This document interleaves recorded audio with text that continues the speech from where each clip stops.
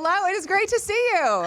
You too. It's been a minute. I know. And I truly mean, like, it's great to see you. We have so much to catch up on. I mean, I was thinking on the way in this morning of all the times we've had and all the shows that we've seen you at. And it's like, there's so much. Let's start with moving to Nashville for the first time. That I had to read twice to make sure I read it right. Did you take a pedal pub to Nashville? No, but I have since I've been here. I think that's like a christening. When you move to town, you have to do the pedal pub. Yeah, I mean, I grew up down in Mobile, Alabama. And when we started to spend more time working in Nashville, my family ended up settling in East Tennessee, about 4.5 hours east. So it was like every time we would have a meeting in town, we just make the casual 4.5 hour drive, to Nashville. And Reed, Neal, and I were living on a tour bus, to be honest, like more often than not. So to get married and officially move to the 615, it's just been creatively transformative, but also just in life to build my circle of girlfriends and just like extended family here now. Yeah. That's just been an amazing development in life. Because Nashville's kind of like a big little city. Like it's very, very tight when you get into Nashville. And obviously with your career, you have had a massive career in country music. Creatively, I'm a big fan of people taking risks creatively. For sure. And I want to say that because I feel like in this industry and in our format specifically, that's not always looked at as brave as it is and as freeing as it is for a creative person and for a writer. What's it been like for you through this journey with coming back now with an EP with country music and as a solo artist? Well, I've always found that the creative risks for me, they play better. I don't know if it's because in the earliest moments of the TVP career, we were able to put out songs that were a little bit left of your just down the middle songs that were out at the time. But anytime I try to sort of like cheat a little bit and do it a little more down the middle, I don't think that, it's what the fans and the listeners expect from me as much. Which also sometimes makes it complicated to find the right song to release to radio. And it's just been really cool to come back with part 2. The genesis of that idea came from an early morning caffeine session with a friend of mine last summer. We got some coffee and some breakfast, and we were talking about the original If I Die Young, which I wrote in my early 20s by myself. And she was like, where did this come from? What in the world was on your mind the day that you wrote this?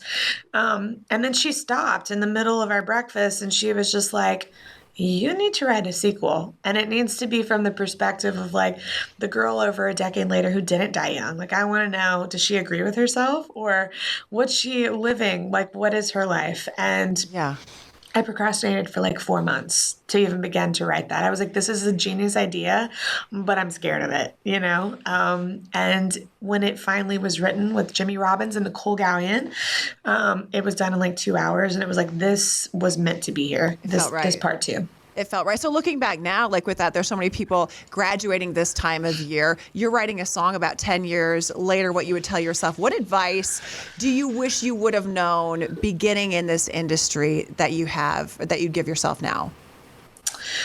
I think just to know that it's like a marathon, not a sprint. Yeah. I was and am a very highly competitive person. Like, music is a sport for me, but I feel less that way now than I did at the beginning. There was always this sense for me that the wheels could fall off at any time. Like if the song that came out next wasn't as quick up the chart as the one that I put out this time, does that mean that we're like losing it? Yeah. And I think just the ebb and flow, both of the relationships and friendships that you get to have along the way as you're building your creative and your career, to depend on those because they're the ones that are going to kind of carry you through all the ebbs and flows of career. I would just like put less pressure on myself and feel a little bit more comfortable in my skin the whole time, And as a mom to be very, very soon, do you think that you're going to get like that competitive spirit? When I see my kids have it, I was like, yes, winning is everything. But it's not. No, it's not. But it is. It's really funny. I'm a big believer in the Enneagram. And I've recently, my numbers have changed.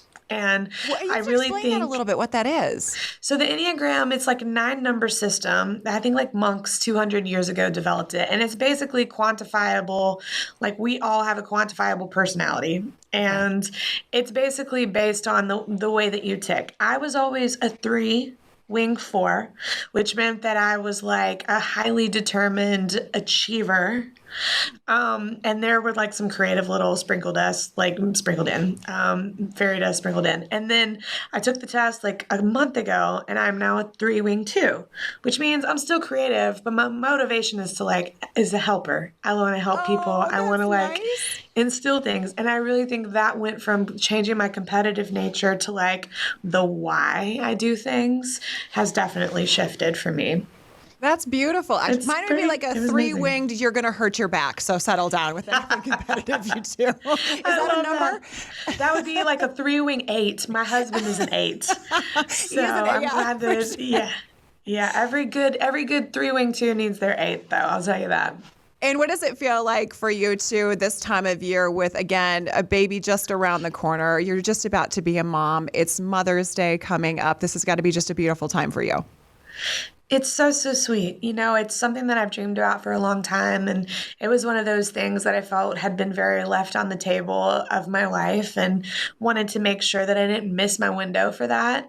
So I feel really grateful to be here. I have had to go ahead and tell my husband, though, I'm like, even though you can't see this little boy yet, I am a mother, which makes me feel like Mother's Day should come along with some flowers, maybe some candy. I don't know, a casual purse. I don't know. I'm just going to throw some ideas out there. Casual purse, jewelry, it's fine. Casual.